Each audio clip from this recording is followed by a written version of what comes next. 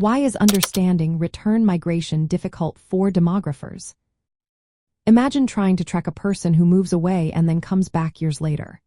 It sounds simple, but in reality, it's quite complicated. That's what makes understanding return migration so tricky for demographers. When people leave their original homes and later return, it's not always easy to see these moves in the data.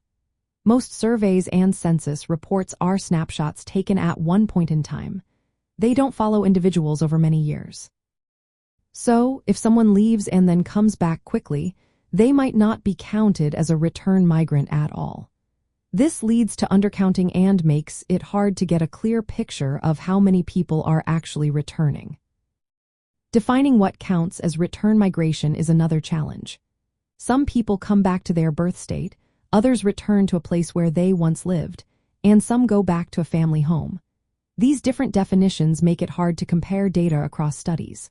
Plus, motivations for returning can vary a lot.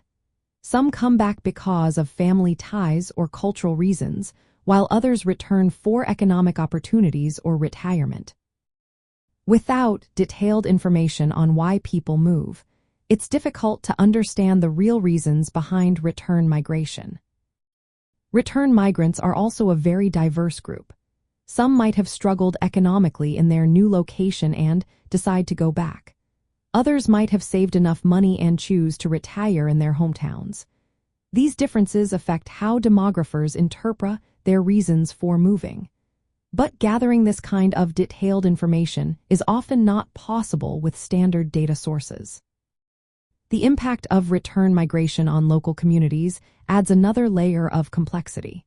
When people come back to rural or less populated areas, they can bring resources, skills, and new ideas.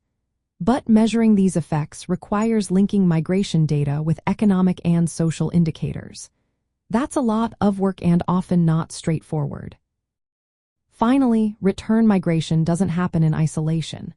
It's part of the bigger picture of all kinds of migration flows within the United States and from other countries. Changes in immigration policies, birth rates, and aging populations all influence migration patterns. This makes it even harder for demographers to isolate and study return migration specifically. All these factors combined make understanding return migration a real challenge. It's not just about counting people moving back and forth.